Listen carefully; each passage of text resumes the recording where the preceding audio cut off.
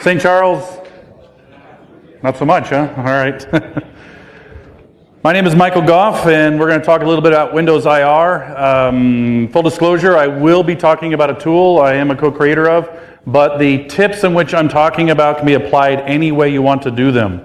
So the takeaway is pay attention to the kinds of things we're looking for. That's your takeaway, whether you do IR manually, use a forensics tool, or use any other tool. I'm specifically going to show you some new features with LogMD and explain kind of why we came up with these features, but also get some background in regards to what we're doing here. If you don't know who I am a blue team ninja, malware archaeologist, kind of a nickname given to me at a conference I went to with the FBI. I like archaeology, I like malware. Oh, so you're a malware archaeologist. Oh, yeah, I like that. So I ran with it. And yes, my name is Michael, I'm a logaholic. Really? Nothing? Yeah, there goes one. And I'm the creator of the Windows logging cheat sheet. How many people here have used or know about the Windows logging cheat sheets? So if you don't, you really should. Everybody has Windows somewhere in their environment. If you don't, you're lucky. But if you do, you really need to know what these cheat sheets are all about. It is the what do I set and how do I set them answer to the Windows logging scenario. Also has Splunk in there as well as PowerShell, which is not mentioned on here. There's a PowerShell cheat sheet. And I, like I said before, am the co-creator of LogMD with Brian Betcher. How many people here listen to Breaking Down Security?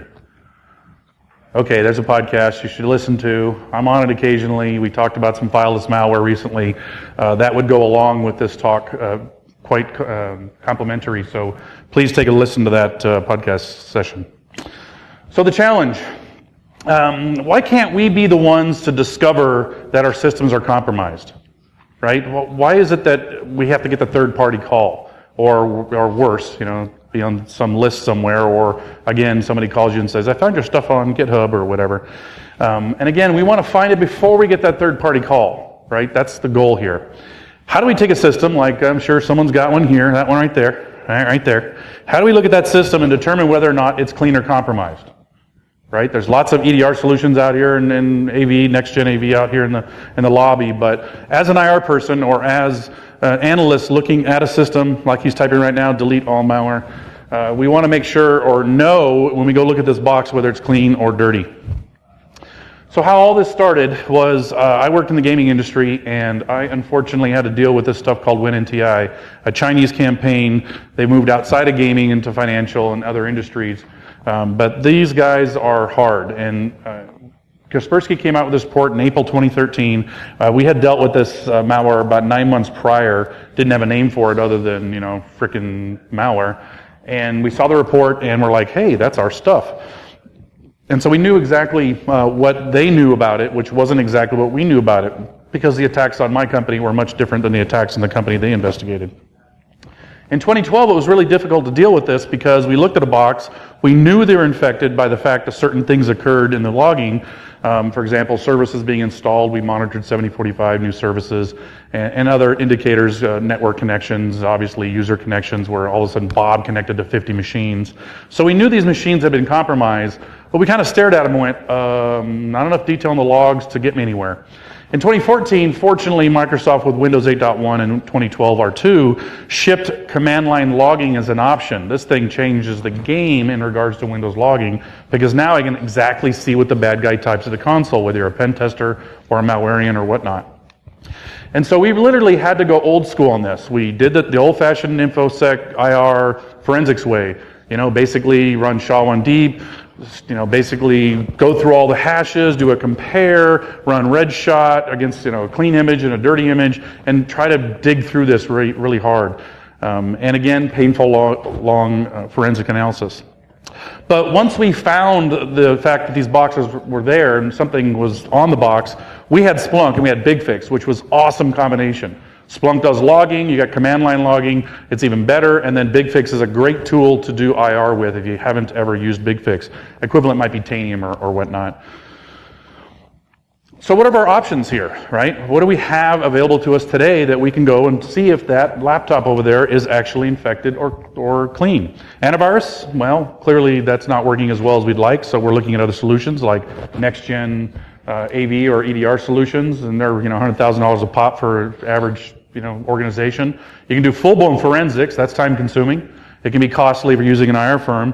or pay an IR firm, and Mandiant, for example, $350 to $450 an hour, depending on the resource you're using. That adds up really quick. An incident can become $1 million in a heartbeat. A couple weeks, you could be rank up quite a big bill. And of course, you can detect and respond yourself. That should be the goal. And proactive hunting. We hear a lot of talks about this. I think tomorrow there's a talk about threat hunting. And of course, our goal should be to learn how to do this ourselves. Okay, and that really is the goal here. So, I think or know that laptop right there. Poor guy in the third row, he's sitting there with his laptop. Pretty sure that one's infected. And we know certain things about the way Malwarians work, and we also know certain things about the way the system normally works. If you dig in a Windows system and kind of watch it, there are things that as you build your gold images, you can look at and say, yep, this is all normal stuff, right? So what we want to do is look at that normal stuff, throw that out so that we can help reduce what we're looking at to find the bad, right? Use the good to find the bad. Typical malware behavior, typical Malwarian, whether you're an admin or even a standard user, they're surfing the internet, they're clicking on email attachments, right? JS, JSEs, HTAs, Word docs with VB script in them, OLE objects, etc., is that malware will drop and execute in the user space, C users or HKey current user. All right, so the first takeaway here is you want to focus looking at what's going on in these directories. Figure out what's normal for your gold image or standard users and say, okay, that's normal, let's throw that out. And then once they get in, of course, they have the ability to modify anything in that user space. HKey current user key, they can add all kinds of keys, add auto runs, etc. And then from there, if they get admin rights or you are already an admin, they can own the box. At this point, they own all the systems. Because if they get a local admin cred, in our case, in the gaming, they had popped a Altiris account in one case and a old Sophos account in another, which was on every box in the company, and so therefore had admin rights across the board. And then once that occurs, they get that admin cred, whether they harvest it with Mimikatz type tools or just wait for someone to log in and harvest it that way through a key logging, then boom, they'll go east-west and they own your environment. And of course, all the stuff the APT reports, like the WinNTI report I mentioned earlier, all the stuff those reports mention about are the key artifacts, the interesting artifacts as I call them, of the things we want to look for. So how do we catch them? Well, we have to focus more on detection and hunting, okay? I'm not a fan of prevention. I think prevention is somewhat dead. Prevention, if it was working so well for us, we wouldn't have all these vendors out there selling us the next latest thing and blinky box and new solution. So prevention really is a funnel. It takes something that's a big problem and reduces it somewhat. That's really reduction, not prevention. And of course, you want to automate it with some sort of tool. Automation's crucial today moving forward in InfoSec because A, have you heard there's a shortage of InfoSec pros? And B, companies don't want to keep adding staff just to run consoles. They want to automate this, right? They want to get better at it.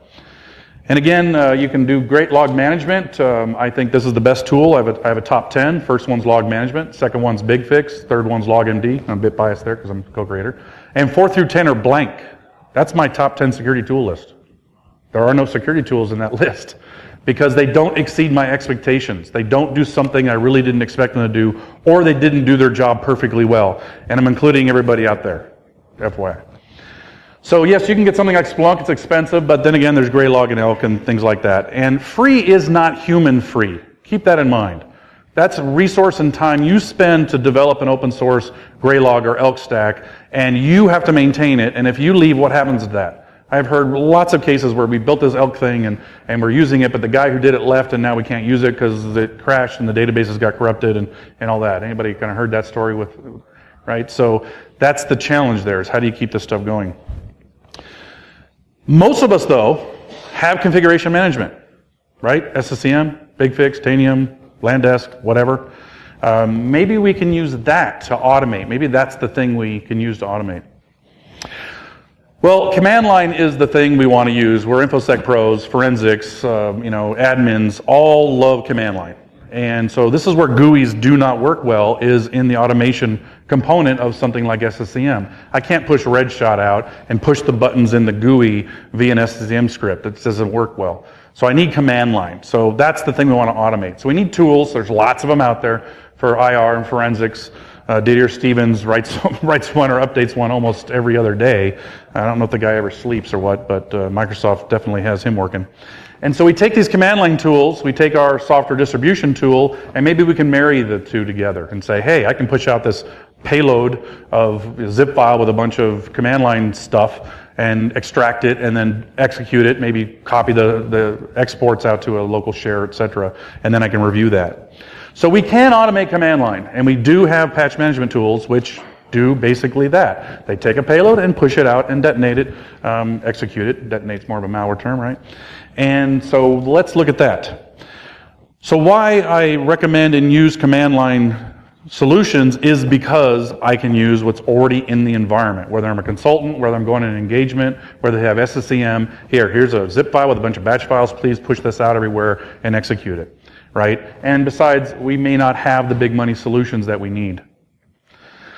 So command line, we can use PowerShell, PSExec, okay? It doesn't matter how you push this stuff out in your organization, but you've got to come up with a way to do it. In an incident, in a breach, hopefully you get that incident before the breach. If you react fast enough, detect and respond fast enough, you can use these tools. It'll pollute some of your logging if you have it turned on, per the cheat sheets I mentioned earlier. But it's something you've got to get good at. If you can't react and get something across your organization to start asking it questions, then you're going to be way behind. You're potentially going to have to call a Mandiant. So again, SCCM, Big Fix type thing. I love Big Fix. We can talk about why later, but that's the tool of my choice that I'd recommend people look at first. Not because it patches. I don't even care that it patches. It's all the other features of that. Tanium was written by the guys at Big Fix. Does it a little differently. You got to write your own PowerShell and VB scripts. And of course, there's SCCM, but it doesn't let me really ask the system a question. You got to create an inventory. It's kind of cumbersome. But pick one, pick something, pick whatever you have. Now, this will allow you to automate command line. Artifacts. I was an archaeologist in college, so I have to put my little Indian artifact collection there. I found this on the internet. I'm like, yeah, that's an artifact. Just think of those as files and registry keys. So what do we look for? First thing we look for is files being added or processes being detonated in C users. Okay, takeaway. Doesn't matter what tool you use. In BigFix, if exists, or if new.exe shows up in this directory of folders of folders of folders, then send me an alert, right? This is how malware works. User clicks on a Word document, opens it up, clicks a VB script, drops it to %temp, maybe writes stuff to the %roaming, or the %app data, which is the roaming directory, and that's where malware initially lives. So this is the focal point you guys need to look for. Files in admin space, everywhere else, static systems don't have a lot of changes unless you're patching, so that's another thing you can look for. If you already find the box is infected, you're going to be looking at stuff in admin space. Persistence, you definitely want to look at AutoRuns, right? There's some sysinternals makes an AutoRun tool. LogMD now has an AutoRuns. I'm actually going to demonstrate that for you. But you're looking for the persistent. I call it a snake. Malware is a snake. It's got fangs. That's persistent. It's got venom. That's the actual malware payload. It's got all the components involved. That's the body. And the rattle for the rattlesnake, that's the logs, because that's where all the noise is made. Registry keys added or changed. Okay, Coveter is a nasty piece of malware that utilizes, it's one of those considered fileless things. Again, listen to the podcast I was on talking about fileless. There really is no such thing as fileless malware. But Coveter uses the registry to store all of its payload. And so it uses a very clever trick to basically store and launch everything from the registry. So registry keys are important to look at because they generally name them very oddly. FLPRU. B7BD, right? They don't have a lot of logic or sense. A little bit of effort could really make it harder to find, but that's what they do. So it's pretty easy, they stick out. The big thing here is large registry keys. Coveter, Drydex, several other malwares, WinNTI, anybody who's good, worth of salt in the malware business is going to write a large binary and stuff it in the registry. There aren't very many large reg keys. Matter of fact, there's probably about 20, 25. A lot of those are duplicated because you got the HKey current user key and then the GUID in users, which is the same key, same location. So once you get rid of those, you're suddenly at a very short list. So you could baseline your organization and check the entire organization via command line for large registry keys and AutoRuns. And now you know something new AutoRun came up and if there's a hidden payload in the registry. That's just one trick right there. Automate it with something like an SCCM, Big Fix, whatever. And of course, logs. There's lots of good stuff with logs, okay? That's another topic. I think I talked about that last year when I was here. But logging, I cannot undersell. It is the best security tool by far, bar none, if you do it right. And the cheat sheets will help you get there. And of course, odd artifacts, things that breach and malware reports talk about, right? The details of Cover, for example, or Drydex with atom tables and all those sorts of things. Sticky key exploit. Well, I'll show you that here in a second as well when we get to the demo part. These odd artifacts are things we should look for. Everybody knows what sticky keys exploit is. Shift F5, you get a command window. This box is compromised, so we'll show that. So what can we do quickly? Well, there's lots of Python scripts out there. Not really my thing. I don't feel I should have to hack my security tools or forensics tools to get them to work. I really don't want to push Python out everywhere. Please, Python writers, compile your code.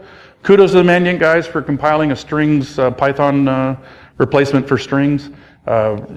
Yay, they finally compiled it. They don't just have to have me go put Python everywhere. Because again, if we want to automate this, it has to be in all the boxes. It's not going to be on my box where I'm going to pull everything back. That's not scalable. So I wanted something that allowed me to focus on the things that I'm talking about here. I wanted something to look at the logs and if they're configured correctly. Tell me that they're configured correctly or not, per the cheat sheets. I wanted to have reports that were targeted by things like PowerShell, WinRM, Task Scheduler, right? The things in the logs that are very unique that I know that are misused. If I'm doing a Windows remote management, and generally that doesn't happen on workstations, if I have log entries for that and something's occurring, I should be able to see that. Or Task Schedule, right? I'm scheduling a job that's going to run every hour to infect your box. Large Reg keys, big one there, right? That's huge. Cover, Drydex, WinNTI, I mentioned already. Changes to the registry keys. I want to watch things like AutoRuns. Files that are added to odd places. Binaries added to app data local and roaming. Huge. Even the temp directory. Some of this is normal. Chrome, Mozilla, GoToMeeting, all that will create some noise. But that's the normal stuff you throw out to help you find the bad. And of course, the other interesting artifacts. So what do you use? Let's talk about it over the next couple days. Come up to me and say, hey, I use this. Have you heard of this? Or this is what I do. What do you think? Okay, let's share and collaborate on this subject. So we can all learn, because then I can incorporate that cool thing in the next Prezzo. Or even write a blog about it, and we can do that. So I came here to show you a new tool. It did not exist, so we created it. This basically came out of a collection of scripts that I wrote to catch that WinNTI stuff. I literally sat there and said, I know that box is infected, I know this box is clean, I need to compare the two. How do I do that? I need to look at all the files, I need to look at all the registry. So it was SHA-1 deep, and it was, or SHA-256 deep, and it was reg shot is how I did it. Very cumbersome, old school. It was built, this tool was built on everything we saw with WinNTI, all the tricks. And not only that, but all the tricks from I saw in breach and malware analysis reports. This is what I call malware management. If you read malware management framework on my website as well, you'll see that basically what it means is read the report. You're going to see a lot of overlap in every report. Yeah, it's initially infected C users, just like Pilus malware does.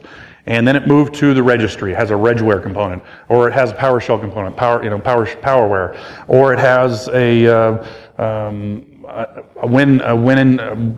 WMI component, so WMIware, right? And so pull these interesting artifacts out and say, I need a way to look to see how these things detonate. Good PowerShell logging, you're going to catch Ben 10 and those guys doing PowerShell stuff, right? Good logging in general, you'll collect all the other stuff. New services being installed, you get that as well. So the reports really help you focus at some of these interesting artifacts, and they're not a big list. Literally every report, every quarter comes up with something like, oh, that's cool and new. And that's what we look at, and we add that to either LogMD or our solution that we're using. And again, tips from colleagues. I had people at meetings, DerbyCon's a big one, PowerShell last year was all the rage, and they came up to me and said, hey, what about this? Hey, what about this? And so they will share with me some of their tips and tricks. One of the guys came up earlier and said, hey, I'll talk to you later about something.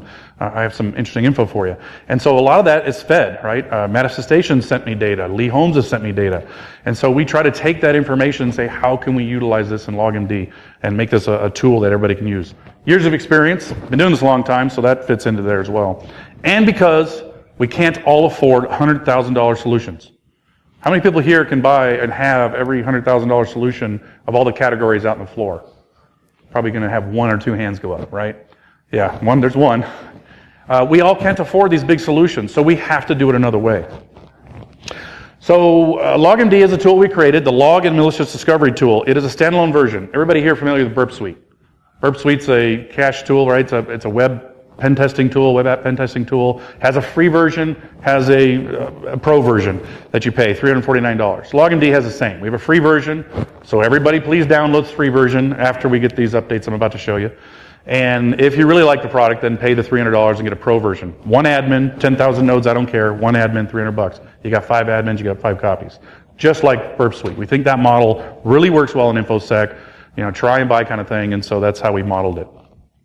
Win 7 on up, one of the first things it does when you run it is checks the system to the cheat sheets, also CIS and USGCBs and Aussie Cyber Standards. So now you have a way, if you're an auditor, or I just want to know if my system's logging everything it needs to log, LogMD, every time it runs, will produce the report and give you a comparison of every audit item and all the things we recommend in the Windows logging cheat sheet that's above and beyond these standards.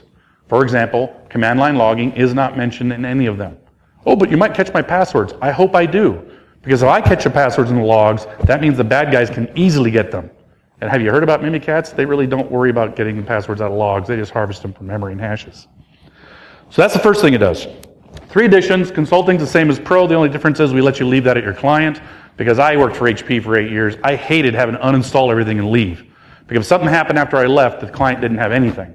So the idea here is allow your client to have something, and you can tell them, hey, run this, I've already configured for your machine, and send me the report. So you can actually help them after you've left. The free version collects, all the versions collect 1 to 7 days of logs. Anything larger than 7 days is over a gig. So we recommend a 1 gig security log, and that holds about 7 days if you have the Windows firewall logging turned on as well, which you should. So anything more than that, get log management. You really don't want to have those kinds of large files on Windows. Corruption and everything else goes along with it. Not to mention all the outputs in CSV. So Excel can only hold files of certain sizes. And so those large 7-day Excel spreadsheets get pretty hard to manage. All of them do hash baselining just like SHA-1 SHA-256. So I don't care if you use LogMD for it or you use the SHA products or the SHA-1 products. And we also do a compare. Now the difference between our compare and their compare is we also look for interesting things within it. For example, a null byte that Covter uses that hides the value from you using regedit or regquery. So if the Covter malware writes run key, you open regedit, it throws an error. So we put that out in the compare file. So you can actually see run key has a null byte. That's a bad thing. It also goes in an interesting artifact report because that's a bad thing if you've got it in your registry. The other cool thing I'm going to show you today is we do locked files. Malware is starting to lock files. My opinion of why they're doing that now, not EBTX files and DB files, which are normal in Windows, but binaries. Why are they doing that? Because they detonate their malware on the box, make a copy, update the run key, the EDR solutions or AV catches that component at some point, but they didn't catch this other component that will then reinfect on reboot through an AutoRun and payload. It's same payload or different payload, I've seen both. So we're looking for locked files because I can't sig check it, I can't string it, I can't copy it. It's locked, just like a database. Very unusual, so we point that out in regards to that. I'll show you that. Again, registry baseline as well as compare, so we can take a snapshot via command line, not a GUI, and we can compare that to another machine. So you can have a central server with the hash baseline and reg baseline, push them out to several machines that you're investigating, do a compare on them, and then pull those reports off onto another server, and you can investigate those. All usable by SSCM BigFix or any other PSExec PowerShell way. Large registry key discovery. Again, my goal is to push this out so once a week I can check AutoRuns and large keys. That's the first thing I'm going to look at. Of course, I got logging, so I have that as well. But that's the thing that logging can't do for me, and definitely none of the tools out there do for you. Okay? That's why this is so important. The version we're about to ship will be the AutoRuns, locked files, and then some more whitelists to help manage that, and I'm actually going to show you what that is. Free has 15 reports, quick start guides, command line, so just dig in and do it. They're all text and CSVs, so you can proscript these if you want, use your PowerShell or whatnot if you want to pull other things out of there. The scripts I created and the ideas we had is what we filled over to Pro, which has over 25 reports, more granular breakdown of what's in the logs, PowerShell, WinRM, WMI, etc. Desired state configuration, there's some exploits with that as well. So we have those as different reports. So if that got exploited, a report would be created. But in the console, you'll actually see zeros because there was nothing there, so you now know you don't have to focus those areas. So it's kind of cool, helps lead you there. And then we also have a Master Digest in Pro. I'll explain that when we get a little further. And then we do whois lookups of all the IPs in the Windows firewall list or the sysmon list. We read sysmon logs.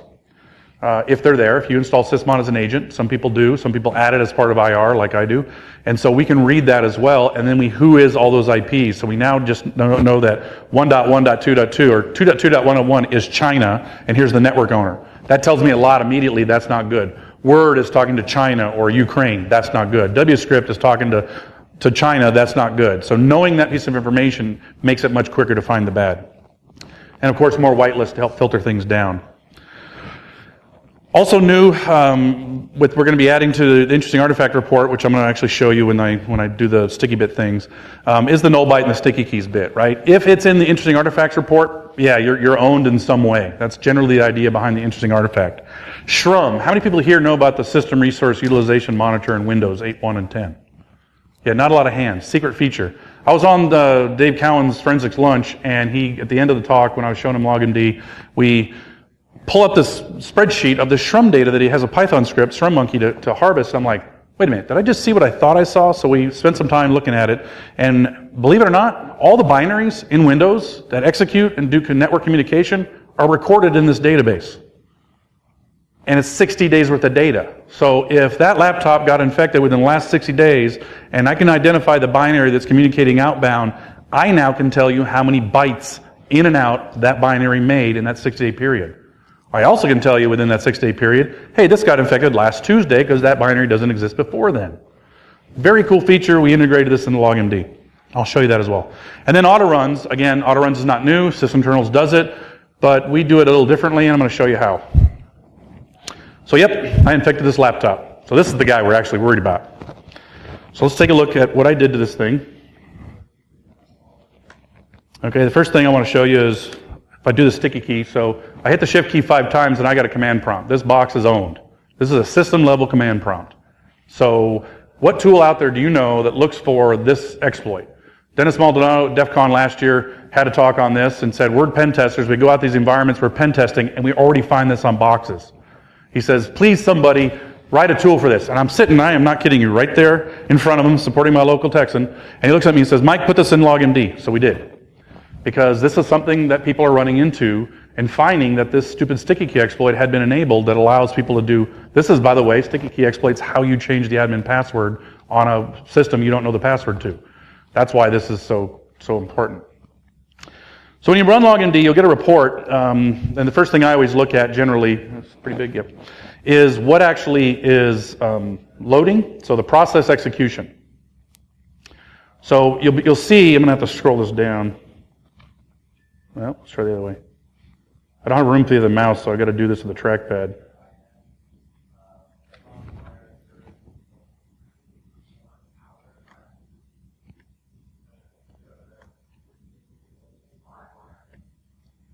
Okay, so generally what you can see happening here is this is the process execution of the 4688s. So you got the process name on the right, and you have the actual command line. The bad foo that occurs as a part of a Word doc opening, launching a VB script, etc. Okay, you can see Word Manager's in here. If I blow this up a little bit, no, I don't want to do that. Fine. Really? Boy, trackpad is not easy to use on this.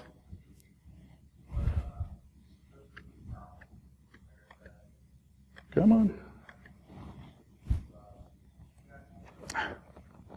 Let's go 75. No, let's go 100. Yeah, let's see if I can do it this way. All right, a little bigger. And so what I tell people to focus at, excuse me, the stuff I tell people to focus at is this command line. If you look at your base image, your gold image in your company, however you build that, SSCM or you use actual media or scripts or whatever, when you boot that box and log in and you provision it for your user, all this is going to light up in your logs. And if you take this information, you say, okay, this is normal for us, and start whitelisting this out, when you actually apply this to a box that's infected, suddenly the weird command lines that occur on this box are going to show up. Okay, so in this case, I launched a piece of malware, so we'll just kind of scroll through this, right? You can see a lot of repetitive info. So where CPL support died. The where manager had some issues here. But somewhere in here, we scroll down. Oh, music, I like it. Okay, what I did is I took a Word doc. I opened up the password file. So this is a typical attack that our company gets. Is we get a Word doc, and in there it says, hey, and you'll need this passphrase or passcode or code to open the file. And the user, of course, copies it thinking, hey, we're in healthcare, we're going to get encrypted docs, I need the password, and they're going to open it. And what they do is they open this Word doc, right? They put the password in, and then, of course, the first thing it does is it spawns off, as you can see here on the right, the very right of that line, is it spawns off this VB script. They put a bunch of space in there, so when the pop-up comes up and says, hey, I want you to execute this, you say, okay, because it just says Office Doc Part, and you forget to see that way over to the right says VBS, and the user infects their machine. Boom, that's how it's done. And so you can see this process execution as it occurs, and all the other things that are normally going on with Windows, and you can look and find the items that are going on. In this case, they're actually doing a DLL load using run DLL32. You can track this through what you see in red is the actual parent and child process. So Word launched this launched that, et cetera, et cetera, et cetera, which is what you see in red. And so now I have a pretty good idea, and at this point, service host is involved based on the association. I know what's detonated on the box, okay? So we know the box is infected, so let's see what else we can see.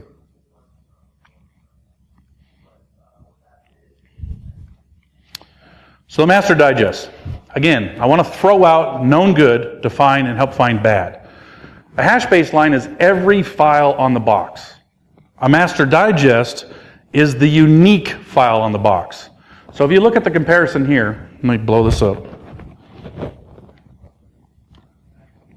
Blink. Come on now. If you look here, boy.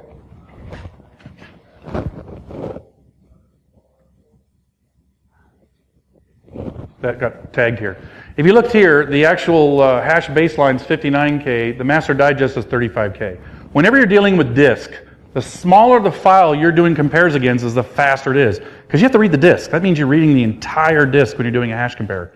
So anything I can do to speed that up, so what we do with LogMD is we take a copy of the hash baseline, it's an option you can create, you can add more things into the hash, to the master digest, and it cuts out all the duplicates. So now when I do compares, which you're going to see in a minute when I do the auto runs, I'm only copying 40% less data. I'm only having to look at 40% less data. Because Windows has 2 or 3 of everything on the box. It's kind of ridiculous how many files. So anything we can do to speed up what I experience with WinNTI and SHA-1 Deep or SHA-256 Deep, this is a big benefit. NSRLs, you can pipe the NSRL into the master digest. Or hash sets, which is white hat security, you can pipe that into the master digest and build your own whitelist of trusted files. Or you go to a machine that, as you build or install, let's say the HR app, you can pull those hashes off and stuff them in here and grow your master digest as well. Okay, so again, a big improvement in regards to the speed that occurs when you do this stuff. And here's where I talk about the hash sets. If you're not familiar with white hat forensics, pretty cheap, like $100 a year to use them once, $350 for an organization, so you get their updates every so often. They're about 3 to 6 months behind. But if you want to pre-populate without building your old gold image and baselining your old gold image, hash sets is probably where you'd get a good idea. And the government NSRL is a good source for older stuff. SHRM. So the System Resource Utilization Management, 60 days of data. So let's see what that looks like. So we identified service host. We identified that in the last payload. So if I go down here and I say, all right, in the SHRM database, I'm going to go ahead and take a look at this. I now know I'm looking for service host related items. Okay, this box was infected in May. And so now this is the output from SHRM. The only difference is when you look at the SHRM database, you're getting bytes. So what we've done is put the human readable gigabytes, megabytes, kilobytes, terabytes in here so you can actually see the quantity of data. So once you identify what that binary is, you now can find that binary in this list, do the math, isolate it off, and say, yep, this one, this one, this one, this one, this one, and add that up. We had a Copter infection of a contractor that was being used. We ran the SHRM report, found he was infected for over 60 days. We added up the amount of data that was sent out from that binary, and it was over 20 gigs. That's the power of what SHRM can do for you in IR. Now, I don't care if you use the Python script or use LogMD Pro. This is really valuable to answer the question, When was I first infected? How much data did I lose? Because you know that's what management wants to know. Anybody here in healthcare and got to do reports for ransomware? Yeah, me. So this helps answer that question. Was I compromised? Did I lose any data? I can prove to them the answer is no. Because if I have this data and can show how much data went out, I can say, look, it only sent out 1K. That's not even a Word document. So no, I didn't lose any data. They encrypted it, but I didn't lose any data. So therefore, I don't consider it a breach. Right? That's the power of Shroom. So really helpful in that aspect.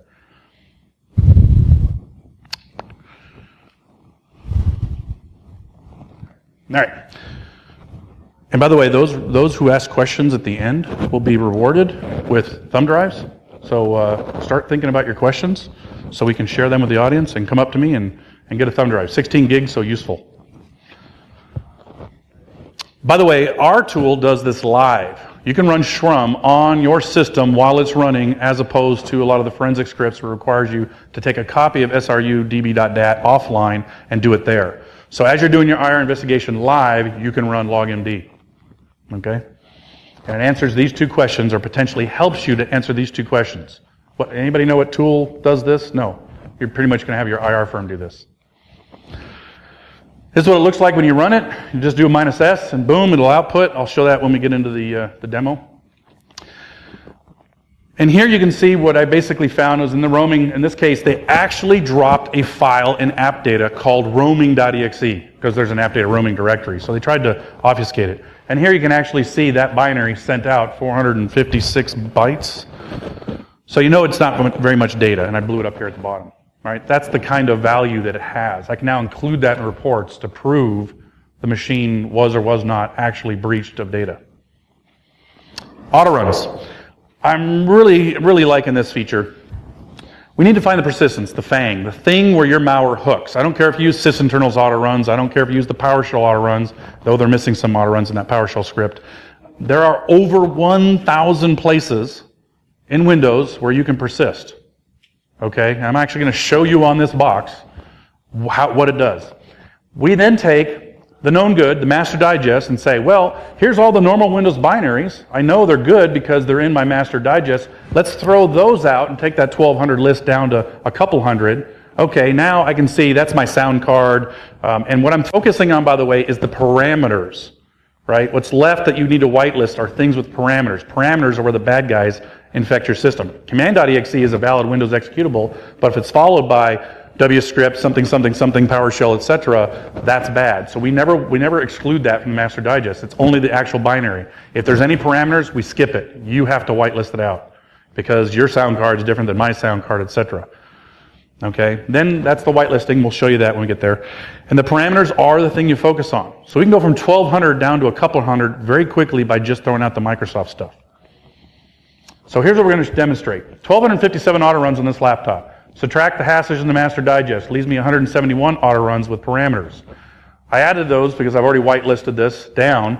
You take that whitelist out, and what you're left with is the malware. And again, you can scale this and deploy it automatically through your organization using SSCM or whatever. So let's take a look at this. Run as administrator. Yes, you have to run as administrator. You're doing admin stuff.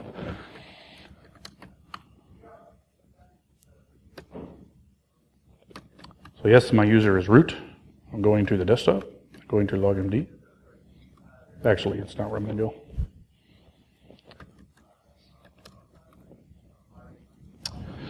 All right, so what I'm going to do, I'm going to check something, make sure I have my whitelist marked out. I don't want to show you the reduced data. I want to show you the good data.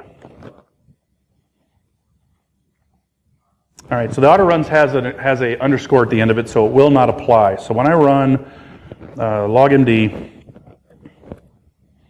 and I do a -AR, it is going to look for all the AutoRuns. I am not specifying the MD. We're going to do that next because all I want to do here is show you how big and how much data is in this report and how we can very quickly get rid of it. So I'm going to go find my AutoRun file right here. So you can see I went through, found 1,362 AutoRuns in this box because it got updated recently. All right, there's the file, so I'm going to open it up in Excel. All we're interested at this point is basically looking at how many entries are in there. Anybody want to look for the bad foo inside this spreadsheet? Anybody? Yeah. No. What can we do to reduce it? All right, let's run it again, but this time let's apply the master digest to it. And again, these are all the well-known good files that we know. These are all the binaries without, oops. Okay, now the first thing I gotta do is type right.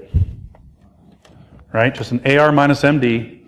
So I'm running the AutoRuns now. I'm applying, it's gonna read all of them. I'm gonna take all the hashes of just the AutoRuns that have only a binary name, no parameters, and I'm gonna throw those out.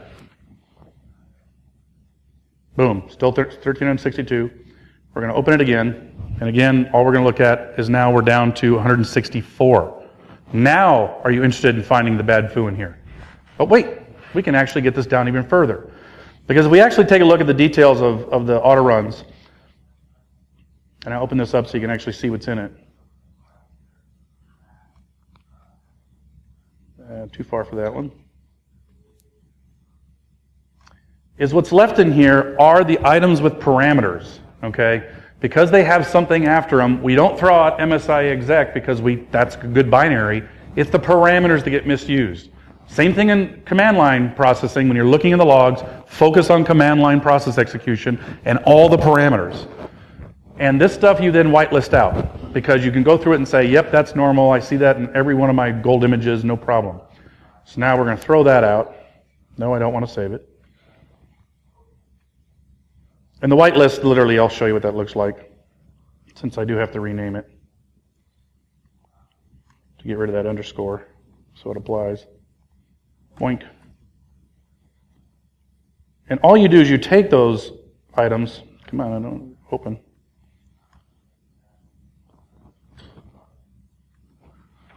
And you're pasting those parametered command line entries into this whitelist. Exactly, copy, paste, copy, paste, copy, paste. Very easy.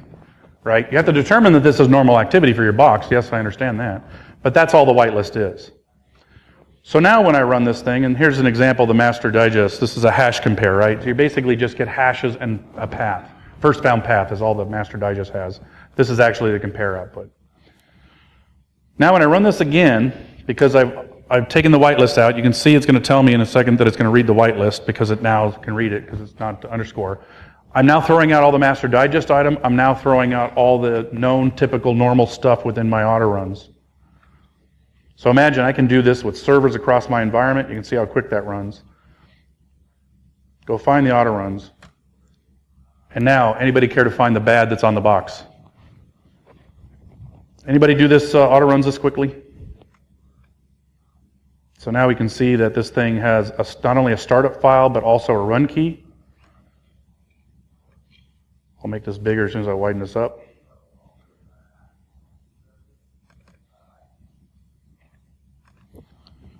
So we can see this one has that run DLL32 right here at the top. Just like we saw in the process command line, this is how it'll launch. The value is called BTW blah, blah, blah, blah. It is actually the run key, and also they utilize the startup key, which again has this funny link up here at the top. There's a funny link which just points to that file as well. So this thing has 2 AutoRuns, 2 of them. And so that quickly I'm able to, across my organization, once I do proper whitelisting, because what's on a SQL server and Exchange is going to be a little different, I can actually run this with SSCM, use my software patching tool to help automate some of these security solutions. What do you think? You think that's kind of cool and fast? Can I ask a quick question? You can. Do your help aids basically assist you through that process of building a whitelist, in other words, step by step by step, and then you auto run it? So the Pro does have a full-blown manual, 30 plus pages, to help you actually guide you through that. The free versions basically will give you the full auto runs. You're going to have to do that manually. The Pro version does what I just showed you, $300. Yeah, it says, warning, this ad may contain malware. It still have its condom. It came straight from China, still has its condom on it. So yeah, it's format it. That's the suggestion I give you. We write the Q1, Q2, and warning malware on here because every quarter we get so much malware, we fill these up. And so again, how fast did I do that? I actually, I had to do it through the trackpad, so even slower than I normally have to do this, but that's pretty quick. I can definitely baseline my organization and do that with large reg keys and AutoRuns and have something none of those guys out there can show me. Locked files. This is also cool because one of the things this particular malware that I infected a box with locks files. So what I'm going to show you here is the locked file report going. Now I got to hide all this stuff now. So what happens in this case is two things. I want to know locked files, binaries especially, and I want to know the process they're hooked to. Why? In order to unlock that file, unhook it, to copy it off, to upload it to VirusTotal, to get the hash off of it so I can upload to VirusTotal, I have to unhook it. I got to get it so I can copy the thing. Right now it's in a locked state. And I know that Explorer is the thing locking it. So LogMD, when you run a hash compare, and then you apply the whitelist, again, same thing, right? Hash digest throws all the stuff out. The whitelist that for locked files, the compare whitelist, will say, hey, look, I don't need EVTX files. I know they're locked. It's the logs, that database, I don't need those. So once you filter that out, what you're left with, or you just write a script that says, hey, show me all the binaries. Bam, there's your locked file. This is a new tactic I believe they're using to get around EDR. And so LogMD, when you do hash compare in Pro, gives you this capability. So that's pretty cool, because we started having issues with this, saying, hey, we can't take action. A lot of the EDR solutions that detect and respond will tell you this thing's infected, and you'll go to remediate it, and it'll fail because it's locked. Some of the EDR solutions. It turns out LogMD gave us enough information to actually help test our EDR solutions to say, hey, is this one any good? Well, we know exactly what the malware does because we detonated in the lab. We logged MD it. Now let's look what the EDR, ETDR, and next-gen EV solutions do with it, and what data did they leave behind that I might have to clean up or reimage the box, right? What do I do with that?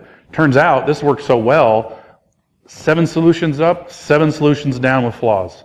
One of which, a large provider, I opened a bug vulnerability to the point where I could own your network if you ran their tool. Just frickin' own it. So it turns out knowing this kind of information allowed us to evaluate the product at a much better level to determine whether or not it really helps us and where its shortcomings are. I don't expect it to do everything, but LogMD gave me far more data than I really expected than the EDR solutions gave. So that was a side effect before I made this or after I made this Prezzo, so it had no bearing on it. So if you're going to do one of those projects, I highly recommend using LogMD Pro. And again, right, locked files, you can't hash them. You can't do anything with them. They're locked. They're basically, you have to break them first. We give you that information. Explore. So you can literally go to Task Manager, right-click, End Task. It'll kill Explorer. Task Manager is still open. File, run, C:\Windows /Explorer.exe. You get Explorer back, and now your file's unhooked. You can also use Process Explorer and kill that particular item as well, however you want to do it. Or handles, figure out the handle and kill the handle. You can do that too, through Process Explorer. But there's a lot of tools you can use for that. I generally just blow up Explorer because most of the time it's just a user desktop. And again, now I can take action. I can now upload the hashes to VirusTotal or send it for sandbox analysis, whatever I want to do. And with that, we're done. Don't forget about the cheat sheets. LogMD was created first by measuring the cheat sheets, whether or not you have them applied. Logging is important. It is the most important. And there's what we have. So now you have I got some questions. I will try to throw these at you. If I hit someone else, I apologize. If I hit you in the face, well, that's just funny. So with that, go. That hand was up first.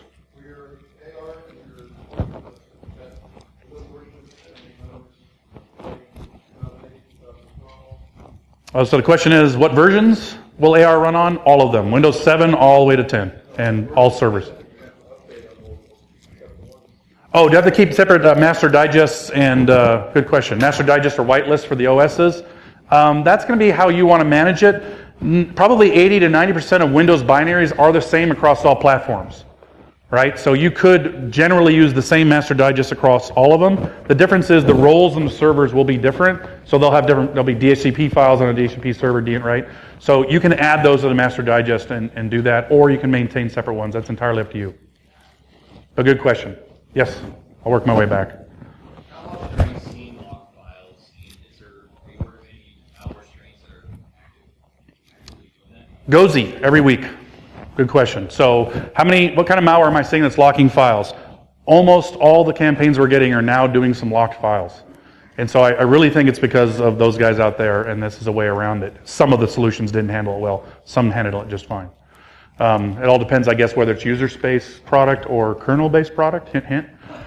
So yes, I'm seeing it weekly now. Just got one yesterday before I flew here. Dealt with it in the morning. So yes, good question. Locked files is now common. Yes?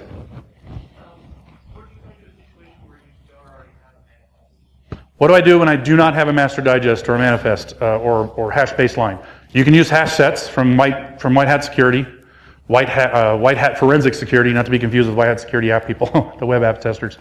He does forensics, he builds these lists, you can do that. Build a gold image, just take a media of a brand new gold image and logmd it, hash baseline to a -HB and a -RB, and there's and then do the -DC space hash baseline.txt, you'll create a master digest. So there's those several ways you can do that. Oh, I actually got that curve in there, look at that. Yes? Yeah, Patch Tuesdays, great question. Unfortunately, you have to do it manually. Now, fortunately, if you actually don't do it and you're looking at the results, it's kind of obvious in the results to me, I'm experienced, that these things are Windows only. But yes, I have to on Patch Tuesday, we have a box that we specifically build our images from, and I use it, we power it up, it's not left on all the time for obvious reasons, it's in an isolated network anyway. And then we pull it off of that. So yes, you will have to update these for Patch Tuesdays. Great question. But you only have to do it once and then you push it out everywhere. So great question. Yes? Have you considered any kind of API integrations like a Qualys or Rapid7 to proactively go out and look for malware that is found on specific hosts to check the whole environment concurrently? So the question is, have we thought about doing some API integrations with third parties?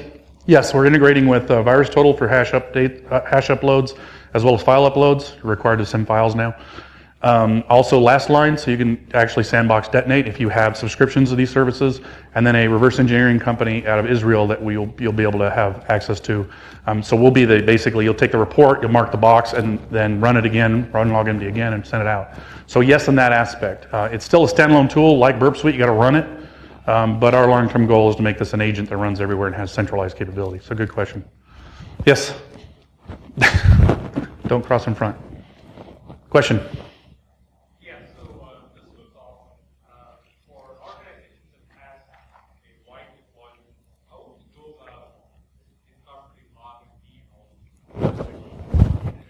So how do you incorporate this into a large environment is generally the question. So SSCM BigFix. We're a BigFix house on servers, SSCM workstations. We have a little zip file, we push it out, the job's scheduled, and it runs. You can also do a task scheduled job to run this every week or month. I would definitely use the -O output to push it to a central server, name those reports into a folder of the computer name or server name, and then you would go through that. If there were no results, we don't produce reports. The reports, if they're empty, will not produce a report. So it's only the reports that have something in it that you would look at. That's how I would do it in a large organization. And I've done this in thousands of servers, so it's definitely scalable, but you have to use software distribution. That is your best friend, right? So good question. Yes? Yeah, it's a whole series of reports. So let me show you that. So so you're going to create a folder basically of you're going to create a folder that's going to be the computer name. So you write a batch file that says, hey, take all that. And so if you look at the reports, what you get is all these, right? So every time you run logmd, you're going to get a series of reports if that item triggered something. And all these CSVs exist. If it didn't trigger anything, because you've baselined and whitelisted well, like process will always have something in it. You would create a folder, batch file says, create this folder, blah, and now copy these files into that folder and move it to a server. That's how you deal with that. It's a good question. Any others? Ask me more as we move on. I'll be around. I'll be wearing this shirt or some logmd, but just look for the hat. You can definitely find me that way. Yes? And I've got more. What is that? The difference between you and Endgame? I'm not asking you to give us a background. What's the difference between me and an EDR solution? Endgame, etc. So the EDR solutions are agents that run on every box. We are a standalone tool. So I can tell you from evaluating all these EDR solutions recently, we provide 80% more details on what happened on that box than an EDR solution will. Even the ones that are designed to give you information like threat detection and response. I won't name vendors because I'm not here to make anybody look bad. But the amount of details we got was shockingly higher, which gave us a lot of power to say, how well did this solution provide us what we need to feel comfortable as IR that box got cleaned up? I don't worry about certain body pieces, right? They can stay on the box in the registry, I don't care.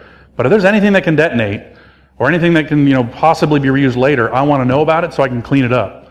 And it turns out logmd was a lot more detailed. So if you do a comparison of Endgame, you infect the box, logmd it, and then infect the box with Endgame on it, like your example. Compare the two and what it told you, and I think you'll understand very quickly. Logmd is great for additional detail. Really, something weird happened on that guy's laptop. I'm going to go investigate it. That's what LogMD is for. And oh, by the way, yes, I can scale this with certain features by using SSCM or BigFix. Right.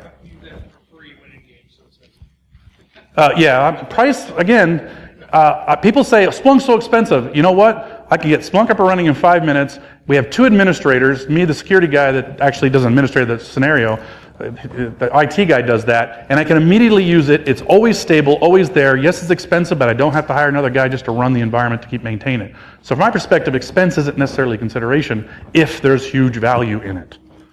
Right? If it saves me people time, it's worth $100,000 because what are our salaries? Insurance, add all the benefits, everything. Yeah, we're $100,000 to organizations. Yes?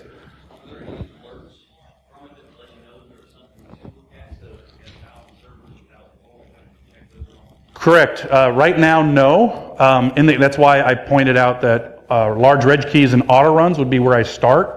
And then if something triggers on that, you would then run the other ones. The fact that there are no reports being created of certain items, like when you run LogMD, you're going to get, I created these reports and I didn't create any of these reports. You'll know this is not relevant. You don't have to look into that. But there's always going to be a chunk of reports. Process creation always exists, etc. So there's no alerts yet, but when we go to the agent base, that's where we'll address that. The idea there is we would say, hey, I found this kind of thing.